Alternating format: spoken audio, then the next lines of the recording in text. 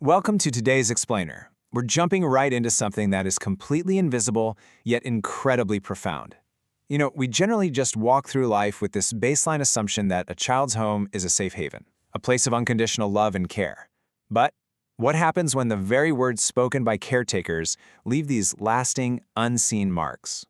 Today, we're unpacking the deep psychological scars left by toxic parenting words. We're going to break down exactly how hurtful language doesn't just sting in the moment, but literally shapes a human being for a lifetime. It's a pretty heavy question, isn't it? Children should always be able to expect love and care from their parents. That's basically the fundamental social contract of raising a kid.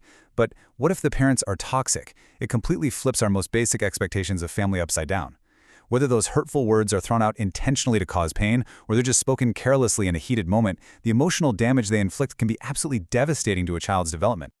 To put this into perspective, back in 2008, the U.S. Department of Health and Human Services reported that more than 50,000 children were officially counted as victims of emotional abuse.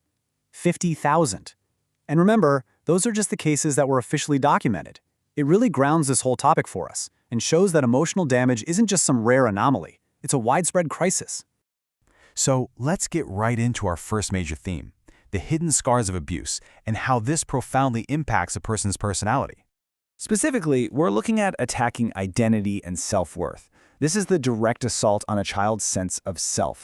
Imagine hearing something like, "I wish you were never born," or "I regret having you." Psychologists call this a selfish wish, and honestly, parents should never ever say something like this.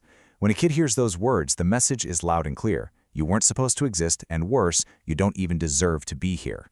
It's just a total, absolute existential attack. And there is a very direct cause and effect here. These aren't just hurt feelings. These existential attacks shrink a child's entire sense of identity. Instead of feeling loved, they internalize that massive rejection, and that directly leads to some scary outcomes, like a highly elevated risk of self-harm and early onset depression. The very foundation of who they are gets cracked before the concrete even sets. Another way this attack on identity rears its ugly head is through targeted insults about appearance. Phrases like, "you're ugly," "too fat," "too short," or just nitpicking their features. Degrading a child's physical appearance doesn't motivate them to be healthier, no way. It just spikes their physical insecurity and breeds this deep, obsessive anxiety about their body image. It's like night and day when you look at the difference here. On one side, you have this toxic habit of degrading a kid's appearance, which can literally lead to life-threatening emotional issues like eating disorders. On the flip side, the healthy expectation, the actual parental duty, is to teach kids how to love themselves exactly as they are, inside and out. Then there are those absolutely shattering, verbally abusive statements. "You're stupid," "You're useless," "You're a loser." Notice how absolute those remarks are? They leave zero room for growth or learning. Instead of encouraging a kid to try harder, these definitive, crushing labels just completely rip down their self-esteem. Moving right along, let's explore our next theme, shaping future behaviors, and how kids internalize all this anxiety. Those provocative, highly sarcastic questions? Stuff like, "Why do you act so weird?" or "Why do you walk like that?" Here's a fundamental psychological fact we have to keep in mind. Children tend to believe literally everything their parents say. So, when a parent throws out a sarcastic question about how they act, the kid genuinely believes there is something fundamentally broken about them. Because of that, these kids become trapped. They're paralyzed by the fear that people are laughing at them or noticing these imaginary flaws that their toxic parents basically just invented. And that creates a lifelong sense of discomfort. It makes it incredibly difficult for that person to just relax and be themselves around people, even long, long after they've grown up. Okay, and what about phrases that make a kid feel like a massive hurdle?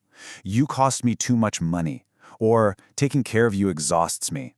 If a caretaker says that, the child instantly feels like a financial and emotional burden on the exact people who are supposed to be protecting them. So how do they cope with feeling like a burden? Well, they unconsciously start hiding their needs, their feelings, their problems, just trying to stay out of the way. But it gets darker. According to data from Numeros, a massive children's health system, this specific lack of affection and provision can actually push kids into extreme coping mechanisms. We're talking about things like stealing, or tragically, repeating the cycle and becoming abusive themselves later in life. Which brings us to our next major section, the sheer weight of unhealthy comparisons and the damage of pitting siblings against each other.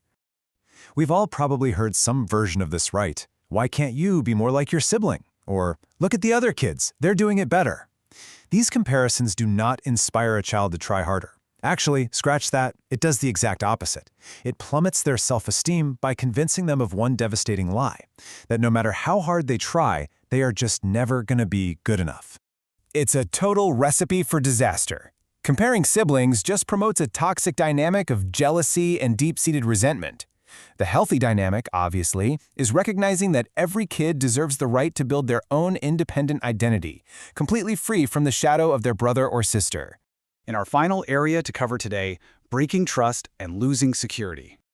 The most extreme form of this is threatening abandonment. "I'll leave you here. I'm just going to disappear." These threats instill a paralyzing fear. It hits them with severe abandonment issues, making them terrified that the people they love are going to leave them simply because of who they are. The real tragedy here is the long-term fallout. Fast forward a few decades, when that child grows up, this belief is hardwired into their brain.